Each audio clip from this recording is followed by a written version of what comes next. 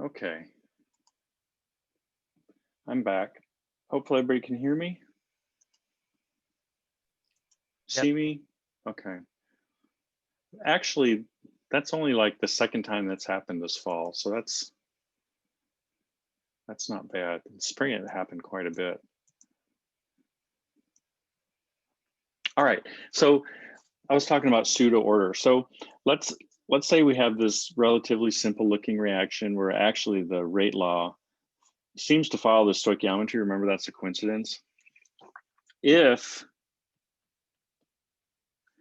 we set the initial value of hydrogen, where we're going to do our reaction, if we set this initial value of hydrogen to be much, much higher than the initial value of iodine, then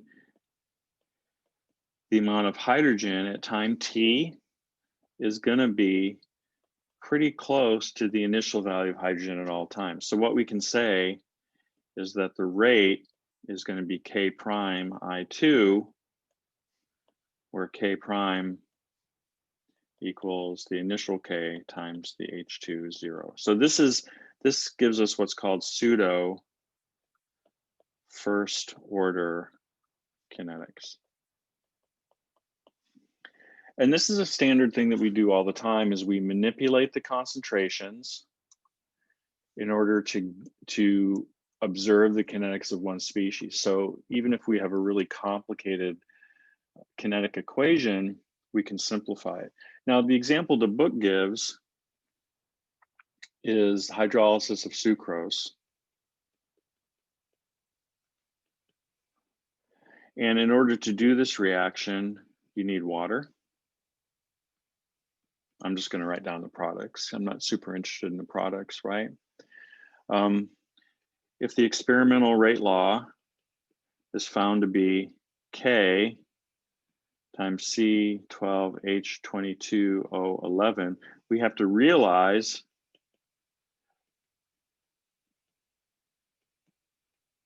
that the water is a solvent, right? So really,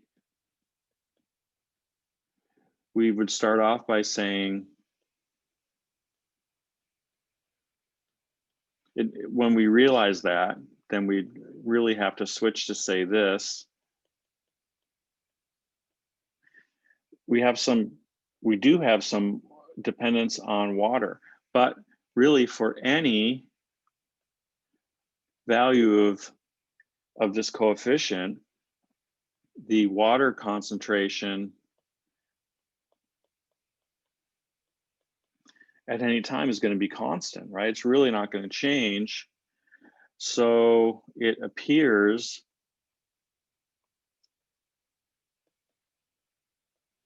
that the rate does not depend upon water at all, but it does.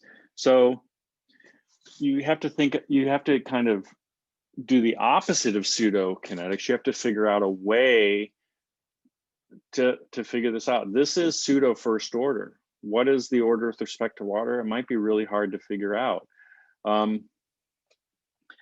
This often also comes around in acid catalyzed reactions for a given pH, right? The hydrogen ion concentration to its coefficient is going to be constant, right? If we have a buffered system or constant pH system. But if we change the pH, we notice the dependence. So we have to be careful of those things too.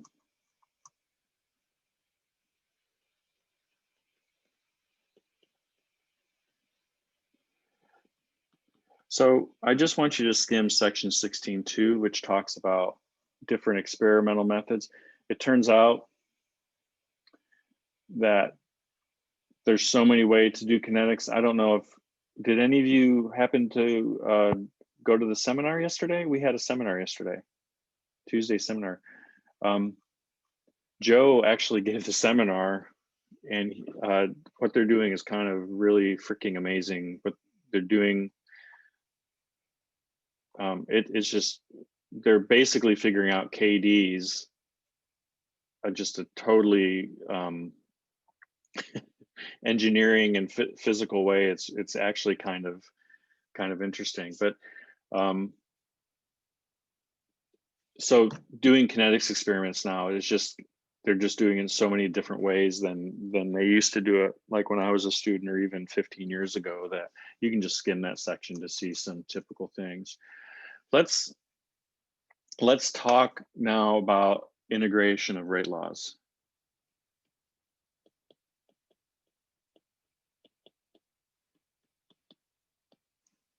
This, let's say that this is, let's treat this as a math problem. In other words, we're gonna say, for the most part, depending on what the rate law is, you can integrate that rate law and get the result. And we're gonna give some examples. We're gonna kind of blow through some examples, but the problem, or the thing that we're gonna need to solve, is how do you figure out, once you have a rate law from a mechanism, right? So you're gonna produce a theoretical rate law from a mechanism, and then you want to do an experiment to try to see what the rate law is, right? You have to figure out a way to try to observe the rate law that you've produced from your mechanism. And then you want to have to figure out a way to plot the data, basically, to observe this, right? So we're going to focus more on that than on the mathematical integrations of the rate law, right? So let's talk about some assumptions that we have to do in order to integrate rate laws.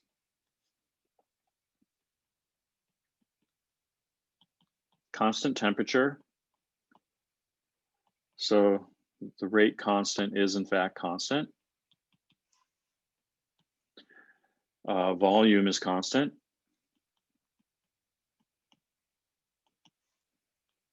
So we can actually use concentrations reasonably, and also irreversible. In other words, the reaction only goes forward. So in order to do this,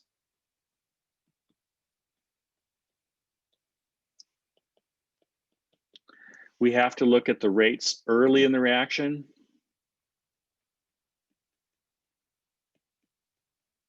which may or may not be a method of initial rates, right? Or we need to find a reaction where the reverse reaction is negligible. This may be where the forward rate constant is much greater than the reverse rate constant. We're actually going to talk about cases where the reverse reaction is included, but at least when we integrate rate laws, simple rate laws, we're not going to consider that. All right, if we have a first order reaction, basically what you do is you say, okay, my rate, we're going to use kind of the differential rate law. Remember I said there's many different things you can call the rate law. So here's our differential rate law, minus 1 over a dA by dt. We set this equal to the rate law, right? Let me write this up here.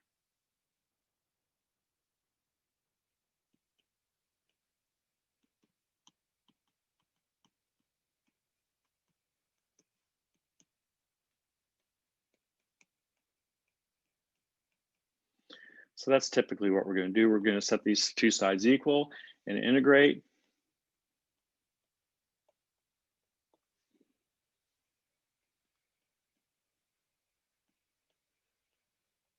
So the first thing we do is, by definition, we subsume the coefficient inside the rate constant. So this now rate constant is the rate constant with respect to A. All right. If we have a mixed reaction, then we have to realize that there might be not some funny things going on with the rate constant, but we'll have to make a similar definition. It's a standard kind of definition where you subsume the coefficient in there, and then strictly you label the rate constant with the species you're doing that to. After that, it's easy. We have Ka dt equals minus dA over A. This, of course, gives you a logarithm, right? So you get the logarithm of A over our initial A equals minus KAT. The equivalent form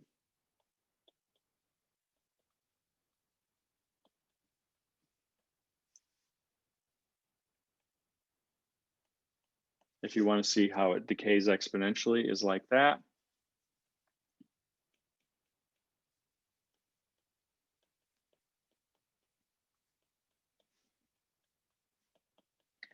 Half-life is a useful thing to talk about in any kinetic experiment. How long does it take for half of your stuff to go away, right? That standard definition is that the concentration at time t is just that concentration, and you set this to be the initial concentration over 2. When you make the substitution into our expression, right, you get A naught over 2 over A naught. Take the logarithm of that. This equals minus Ka. Now that we have the half-life by definition, and what you find is that the half-life equals log of 2 over Ka, right? And log of 2 is just 0.693. So for a first order reaction, the half-life is constant. And of course, probably the most familiar example of that is nuclear decay statistics. For a second order reaction, there's 2 ways that we can get a second order reaction. It can be kind of homo or hetero.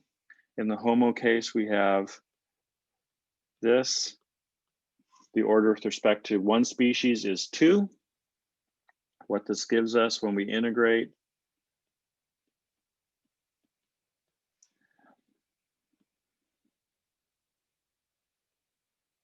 this should be a minus sign.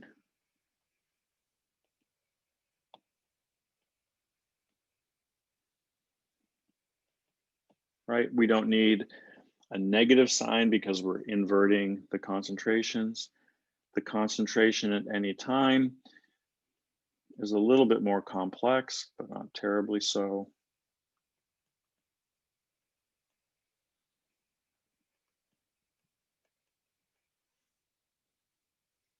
And if you solve for the half-life, you get 1 over the initial concentration times Ka. So the half-life goes down as your initial concentration goes up. Remember, we could redefine the initial concentration, right? So if we have one experiment with all these different measured concentrations at times, each one of those times can be a new A naught to start over if we want to. And we're going to see how that works in a few minutes. The other way we can have a second order reaction is first order in each species. what this gives you, the integration is not horribly messy. What you get is it's kind of a logarithm, but it involves both species. So you get this.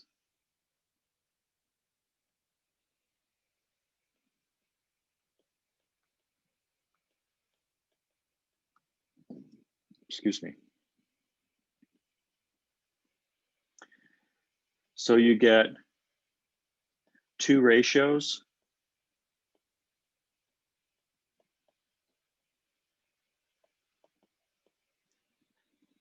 You can think of this, now this is no longer a Ka, right? Because we're keeping these coefficients here, right? So notice this rate constant does not have an A label anymore. This is really two ratios, right? And you can express the ratio as the B to A ratio or the B to B0 ratio and so on. Okay. There are special cases of this. Be aware there are special cases, but this is essentially first order in each. What's important here is nth order.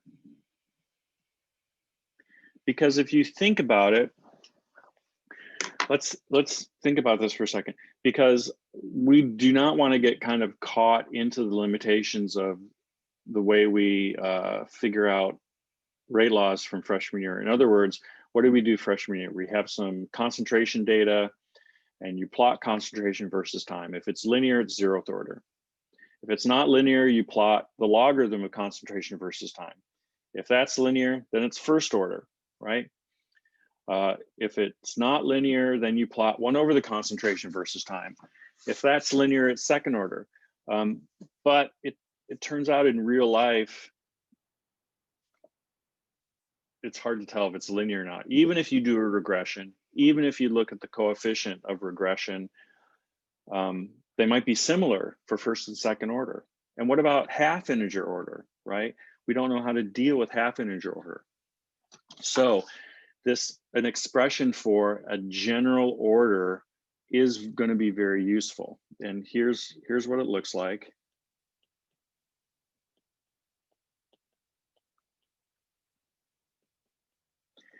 But it actually turns out that this expression itself is not the most useful thing.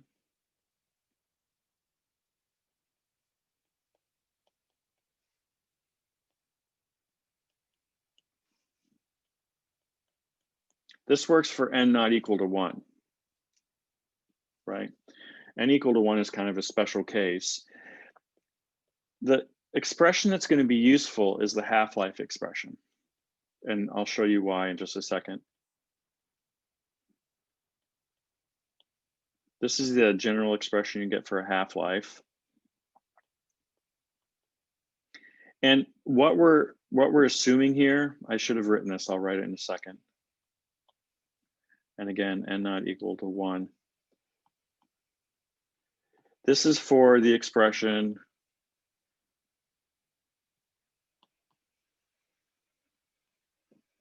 like that, right? In other words, we're just looking at the rate law with respect to one species. So again, let's stop and think about this. Even if our rate law expression includes A and B and C and F and G and all this other stuff, one of the first things we may do is apply the idea of pseudo kinetics, right? So we might hold the concentrations of all the other species very large and keep the concentration of this A species small and vary its concentration so we can observe the order with respect to that species, right? So in doing so, we still don't know what the order of that is, and we want a general expression so we can figure it out rather than kind of force it into one of the plotting methods we know, right? So why is this meaningful? Well, look what happens if you do this. let's take the logarithm of both sides. And we get the log of the half-life equals the log of most of this stuff. So when I say most of this stuff, it's going to be this stuff.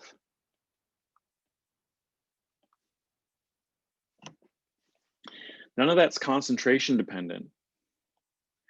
What we can do is pull out the concentration dependence, which is on the bottom. And you can see what I did here is I took a logarithm of everything. I pulled out the logarithm of the 1 over a naught to the n minus 1, and I brought the power in front. So now you can see if I want to do something like log the half-life, plot the log of the half-life versus the log of the concentration, then the slope is going to be 1 minus n, right? Because it's minus n minus 1.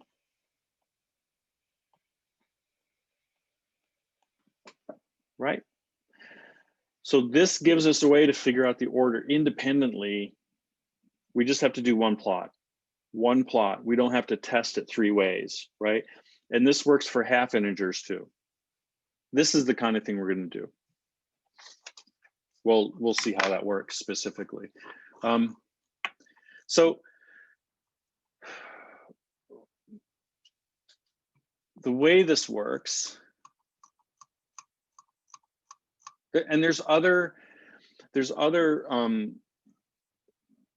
integrated rate laws for different cases in the book, but like I said, I don't want you to have to derive these. I want to look at these more in a cookbook fashion. You should look at this section, the rest of this section, and see competitions, reversible reactions, and so on, and see that there's expressions for these things.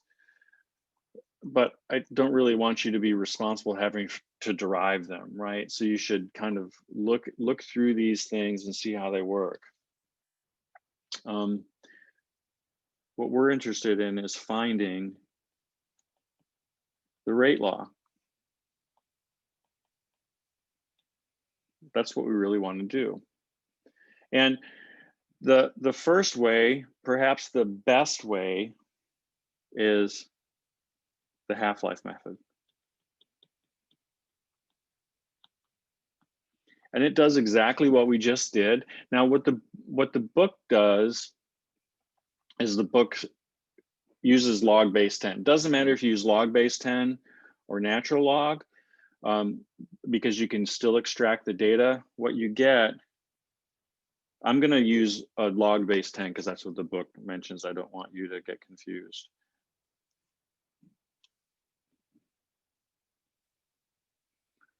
So you get log base 10 of 2 to the n minus 1 minus 1 over n minus 1 times Ka. This is just a constant. It's the intercept, but you're going to extract the order from the slope.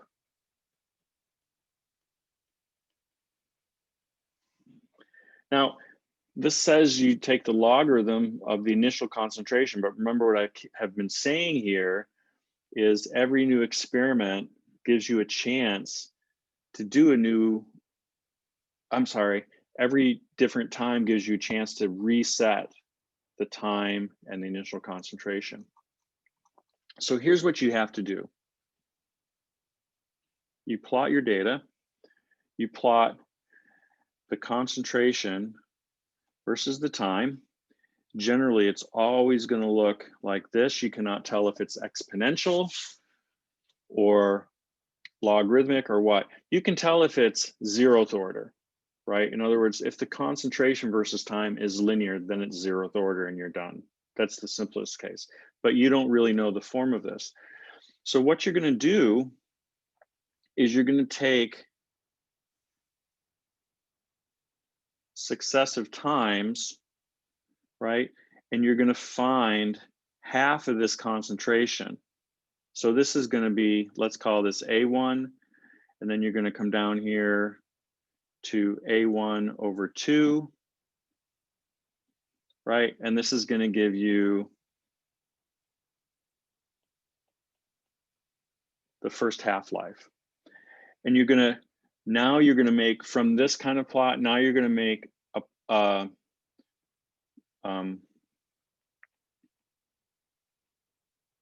data set of time 1/2 versus these initial concentrations, right? And you don't have to start at this point for your second one, right? You can do your second set somewhere in here. You can go wherever you want, right? And I know what you're thinking. You're thinking, well, this comes from data, right? So you have these fixed data points, right? So what do? But we can get around that by curve fitting, right? So if we look, what I did is I took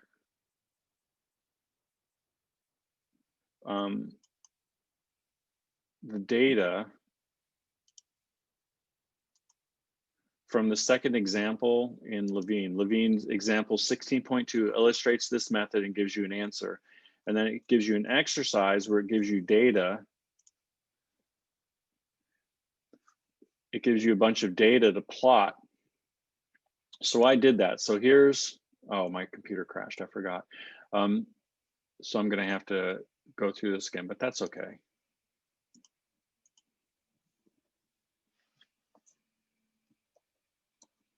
Give me a second here.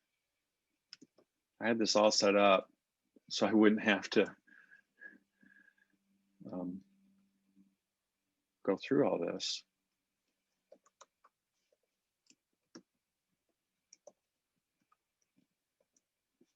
So what you do is, first of all, you have to create your data set, right?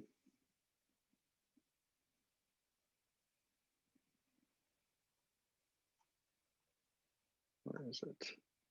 There it is. So here's the data. Of course, the other stuff I did is got rid of the line, right? We don't ever really want the given line. We want some circles or something. So there's our data. The easiest thing to do is just fit this to a function. And you're going to be flying a little bit blind here. And I have to also say that if you think about it,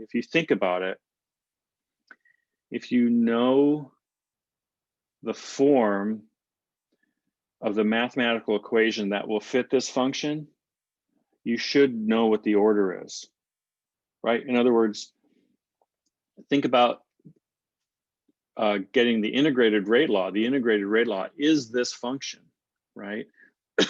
So if you can find a function that fits the data, you have the integrated rate law. If you have the integrated rate law, anyway, so it seems a little bit circular, but what we're doing is we're just going to fit the data.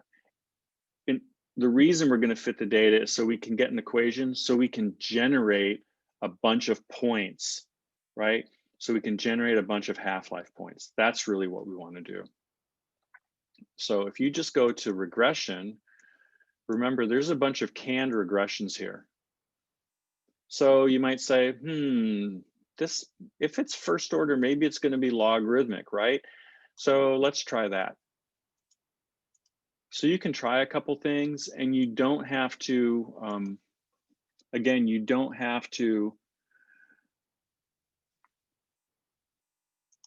really think about the connection between the line you're going to fit to the order. We're going to assume no connection. We just want a curve so we can generate some more data. Is that right? Oh, I know, I want to do exponential. Let me do exponential first because I'm not limited. I'm not limited to staying away from 0. All right, so there's one fit. This is exponential, right? So exponential would correspond to first order. And that doesn't look horrible, but it doesn't look too good either. So now let's try, maybe it's inverse, which would mean it's second order, right? So now if I do that, you see you get a much better fit. You have to be careful though. Notice that the form of this inverse is 1 over a plus bx, right? Normally the way we would think about an exponential curve is 1 over ax without a constant term. So this gives you a constant term. But again, all we want to get out of this is an expression. Here's our expression, right, from the console. So what this means is now we can generate a bunch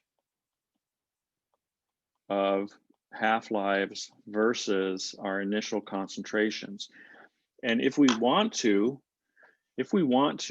we can take each one of these points as a new initial concentration and plug it into the expression to get the half-life, right? In other words, we can solve for the x, right? We can solve for the x, plug in values of the y. Anyway, this is essentially the same as graphically reading it off the curve, but all you're doing is you're reading it off the curve more accurately, if that makes sense, right? So what Levine will say is, well, you've got this nice data curve, just read it off the curve. But the curve is already just kind of a approximate representation of the data. So you're not doing two approximations, because if you draw a curve in, that's an approximation of the data. And now if you're reading points off the curve, you're doing a second approximation, right? Because that's not going to be perfect.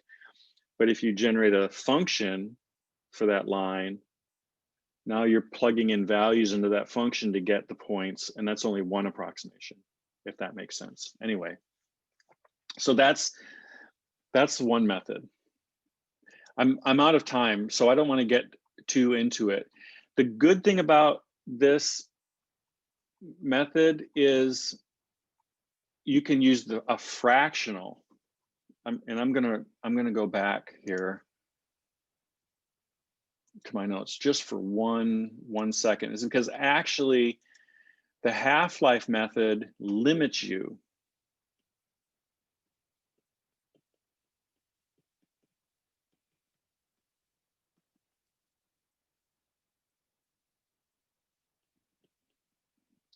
What you can do is use a general nth life method.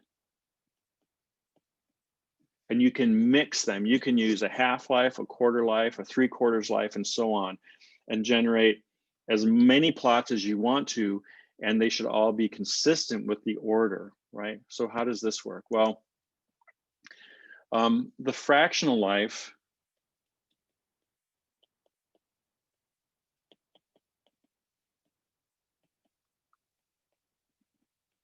uses any anything, any ratio. So basically what you can do is you can choose any time 1 over n or time L over n, right? So you could choose 3/4 times. How much time does it take to go down to 3/4 of the amount? How much time does it take to go to 1/4 of the amount? And it doesn't matter what that time increment is, as long as all your points follow that same time increment, if that makes sense. So if you look at this, expression, the only thing that changes with different nth lives is that constant term. But we don't care about the constant term. We want the order, and the order, every time, the order is the slope. Well, 1 minus n is the slope. So it gives you the order. So no matter what you do, no matter what life you look at, half-life, 3/4 life, 1/3 life, whatever, even if you plot these all in the same figure, you're just going to get a bunch of parallel slopes, right? And if you're consistently getting the same parallel slope, then you can be assured that your order is kind of converging, or it's consistent, if that makes sense. Okay, so next time what we're going to talk about is the Powell plot method. The Powell plot method is even better, and it's like using a calibration curve. And the hard part about a Powell plot curve is generating the calibration curve, but you don't have to do that. I'm going to give you the Powell plot curve, and we'll show how to work a Powell plot. But let me read what it says about using a Powell plot, because this is the way we would do it when I was in school. From the data for a run, one can plot alpha versus log 10 of t, these are the variables, on translucent graph paper using the same scales as the master plots. So basically, you take this master plot and you take your plotted data, which is on like onion paper, and you move it around until the curves match, because the curves are, these curvy lines are a little bit different curve for each order, and you just find the curve that best fits your data, right? But you have to do this way of overlaying them physically. Well, now we don't have to do that. Now we can overlay the data, and then the hard part is just moving the data around on the plot so the curves fall on the same line, and I'll show you how to do that. There's other things very quickly. I know I'm going over. Method of initial rates. This is what we did freshman year. You know, how you do two different rates gives you a ratio, and if the concentrations of most everything's the same, they cancel, and then you can get them. But the very last thing that this says, finding accurate initial rates is not easy, and the initial rate method can produce erroneous results. So it turns out the method of initial rates is crap. You don't want to do it, right? You just don't want to do it. And then the isolation method is basically using pseudokinetics. Anyway, we'll pick up on this a little bit next time with Powell plots, and then we'll move on. Okay.